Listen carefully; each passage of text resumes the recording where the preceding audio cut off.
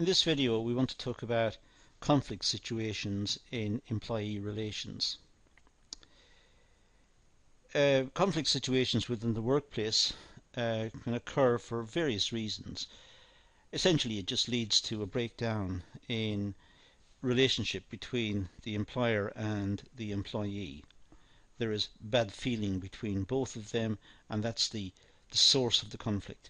They may disagree about various points, which leads to the conflict, leads to the disagreements. And what we're going to do in this video is just look at some of the areas in which they may disagree, some of the more popular areas to account for disagreement, ones which are most written up and most discussed. So we'll look at some of those in the context of this video. But conflict situations tend to be based very simply on employment contracts and look at issues associated with the day-to-day implementation of the employment contract, because sometimes employers perhaps move away from the employment contract, or indeed sometimes the employees may not live up to their part of the employment contract also. But conflict can arise, for example, based on issues associated with salary and with benefits. Sometimes workers feel that they're not being paid enough. On the other hand, the employers may think the workers are being paid too much. Source of conflict. Redundancy, we'll talk about that later. Working conditions and hours of work. We've also got organisation policies. So there are various ways in which conflict can arise, and these are the sort of general headings under which conflict can arise. And we'll look briefly at each of these in the rest of this video, starting with salary and benefits. Conflict can arise if employees' pay is not satisfactory, if they feel that their pay is not enough. So they demand an increase in pay. Now, the reasons why they may feel their pay is not sufficient can be based in itself on other factors, which we'll talk about in a second. But when employees feel that their pay hasn't kept abreast of prices, for example, they may feel aggrieved, and they will negotiate for higher wages, higher salaries, more remuneration. They'll negotiate to try and get an increase. Clearly, the management have not got an interest in paying higher wages or higher salaries. The management will want to try and hold the line and keep the wage bill as small as possible. Here's a very basic conflict between the two sides. Management, the owners of the business, let's say, they set up the business to make a profit. They did not set up the business to create employment or to pay the workers large salaries. They set up the business to make a profit. So it's in their interest to keep the wage bill down. Now obviously some writers over the years have found loopholes and ways around this and have disputed whether what I've just said is accurate or not, and you'll always find situations to the contrary. But in a very simple sense, the employers set up the business to make a profit, not to pay large sums of money to the employees. Now that's a working hypothesis. We might find examples to the contrary. Strikes can also take place if women workers are paid unfairly. So again, based on salaries and benefits, if the management decide to pay female workers less, and they're doing the same work, let's say, then that can lead to conflict. Why should a female worker doing the same job as a male worker, why should they be paid less? What's the logic in that? They're doing the same work. So that could be a source of conflict. The Request for an increase in pay, as I said earlier, could be due to external pressures, for example inflation or an increase in interest rates. Say inflation, if prices are rising and people are receiving a fixed salary or a fixed wage, they'll find they're able to buy less and less as time goes by. So they know about inflation, they know that prices are rising, so they demand an increase in pay.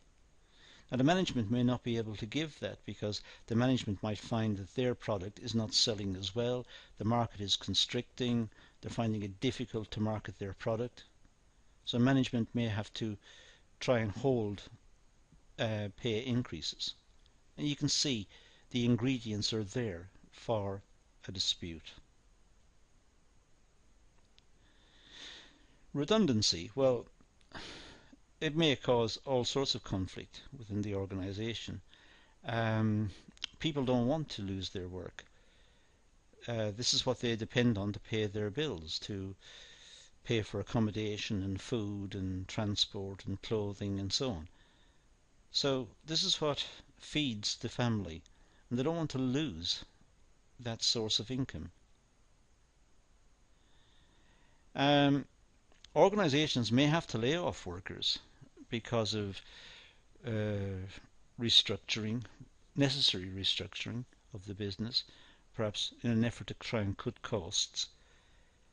Let's say a company in the UK employs some workers, and then because of globalization there's a lot of imported products that are in direct competition with the output of the business. Well, the imported products, the chances are going to be a lot cheaper. Now, the only way the company in the UK can survive is by cutting costs. Of course, the workers don't want to have their wages and salaries cut. So, what is the solution? Perhaps the business will have to close down, which will cause unemployment and would also cause redundancies. Redundancies being the outcome of the closure of the business. So redundancy is a problem. A redundancy procedure must ensure that staff have the option of redeployment or voluntary service if possible. So if a company is trying to make redundancies in a certain area, can they use the same workers elsewhere within the business? Clearly it depends on the size of the business. Large organisations may have that capacity because there'll always be workers leaving and some retiring and so on. So there might be a possibility of redeploying workers to elsewhere within the company. But small businesses may not have that opportunity. It could also be the case that when redundancies, the need for redundancies have been identified by the company, they may seek voluntary redundancies. They may ask workers to retire or to leave. And that may solve the problem because it's done voluntarily. So it's a possibility just to ask workers if they want to leave, and if they do want to leave, perhaps give them some cash to compensate, give them some severance pay to compensate. Of course, all legal procedures must be followed to ensure that staff are not discriminated against or dismissed on unfair grounds. When we consider redundancies, the company should not be able to pick who to make redundant, pick it on a basis of discriminatory practices, pick it on the basis of the colour of people's skins or the religion they practice or their backgrounds, their educational backgrounds or whatever. They should be careful not to discriminate. Working conditions. Well, there's always the possibility of conflict over working conditions. People go to work to earn a living. They don't go to work to put their life at risk. They don't want to work in an unsafe or an unhealthy environment. They want clean air to breathe, and they want clean water to drink. So working conditions should meet basic requirements. There shouldn't be unsafe practices, and there shouldn't be the risk of harm to the workers. So the working conditions should enable the workers to function and feel that they are working in a safe environment. They're able to function without the worry of hurt or risk to their life or limb. Working hours. Well, workers may raise a dispute if they are working longer hours with little breaks. It depends on the types of occupation, but if people are doing hard manual work, the human body is not designed to just run forever doing this. The human body will wear out. It's like any machine almost.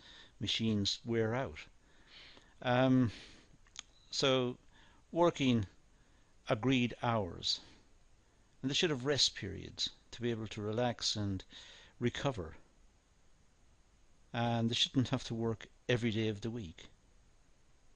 They should have rest times.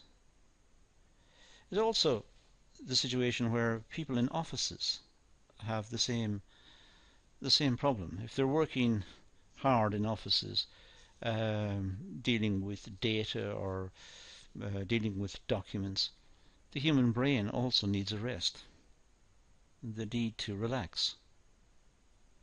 So it's the same issue as the manual worker. If workers are made to work more than the agreed hours, then there is the potential for conflict. Sometimes companies expect workers to arrive early for work to show that they're enthusiastic, and to work late to show they're enthusiastic. It's almost blackmail. It's asking the workers to work longer than was agreed. And if the workers don't work it, it's interpreted as a lack of loyalty to the organisation. But their loyalty to the organisation is while they're actually in work. They should not necessarily have to appear and work longer than is contracted. After all, people have family commitments. They have a need to rest, or need for recreation. So there is the potential for conflict in those situations. Sometimes workers may feel that they are asked to work longer hours for less pay. Sometimes if they're just simply working longer hours, then of course when they average out the hourly rate, they are getting less. So their salaries or their wages have been cut by simply getting them to work longer hours. The potential for conflict is there. Organisational policies. Well, disputes can arise if changes to policy or employment contracts without employee consultation. If the management suddenly change the policy, employment policy of the organisation without consulting the employees, just impose it on the employees, there is the potential for conflict. The employees may see it as unfair. Changes to policy can include changes to the pension, to sick pay, to holiday entitlement, promotion and redundancy. And changing any of these without consultation can lead to conflict. So in this video we've looked at areas where conflict can arise within employee relations. It's important to note these and to be able to recognize the sources of conflict, and those will help us to understand why conflict takes place, why we have let's say strikes or disputes within companies, and we can normally trace them back to some of the points mentioned in this session. But that's all I'm going to deal with here, so I'm going to leave it at that and say thank you for watching.